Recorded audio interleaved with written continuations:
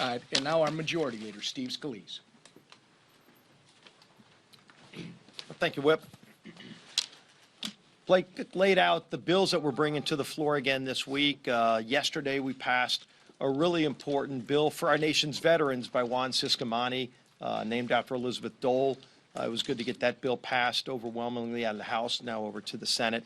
Going to talk a little bit about the planning that we're doing for January. You know, we just got an overwhelming mandate from the voters of this country to, number one, reject the far-left policies that we've seen from the Biden-Harris administration the last 4 years, but especially to put the country on a different path.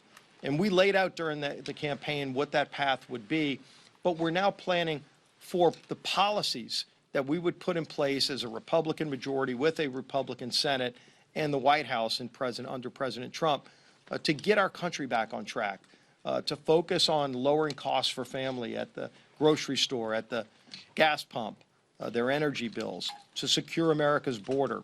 So once again, I assembled all the committee chairs last week to go through what we will be doing in budget reconciliation starting in January. This is going to be a busy process next year. We laid out a very aggressive first 100-day agenda, addressing the things that would get our country moving again, that would focus on lowering costs and getting our economy moving, making sure there is no tax hike next year. You know, if Congress takes no action, the Tax Cuts and Jobs Act under President Trump, many of those provisions from 2017 would expire, leading to a large tax hike on families. We are going to work to prevent that from happening. So ultimately, if you look at what we're focused on right now, is being ready day one, starting in January, when we get not only that mandate, but that opportunity to get this country back on track with unified government in Washington to start addressing the problems that were created by President Biden and Vice President Harris.